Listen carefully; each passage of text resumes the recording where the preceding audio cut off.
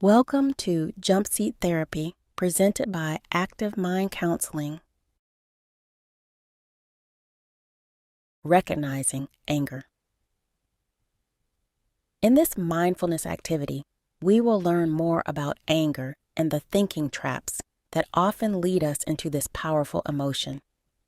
Not all anger is bad. When we learn to recognize anger, we can determine if our anger is just.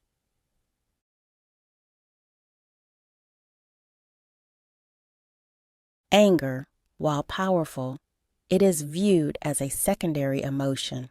There is usually another emotion that is pushing us to feel angry, such as jealousy, fatigue, hungry, inadequacy, grief, and more. It's important to look below the surface for the root of anger. Just like the holding patterns in a previous module, anger comes with its own traps. Let's explore them through an example of out-of-base crew using temporary transfers to fly seasonal trips. Blaming is when we believe someone else is responsible for our pain. For example, I would have held that trip if it wasn't for those out-of-base senior mamas that transferred just for these seasonal trips.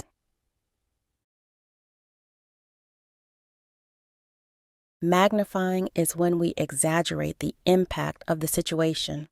For example, it's absolutely terrible that they come and take all of our flying. There will be none left for those of us that fly here all year round. Global labels are when we paint someone or something as either entirely good or bad. For example, everyone in that base is so lazy. Misattributions are when we jump to conclusions and engage in mind reading, assuming others' intentions. For example, they only pick up these trips because they know it makes us mad.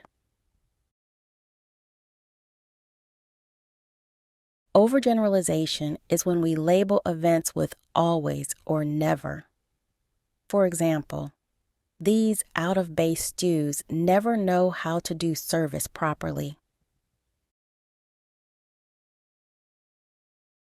Commanding is when we turn our personal preferences into law.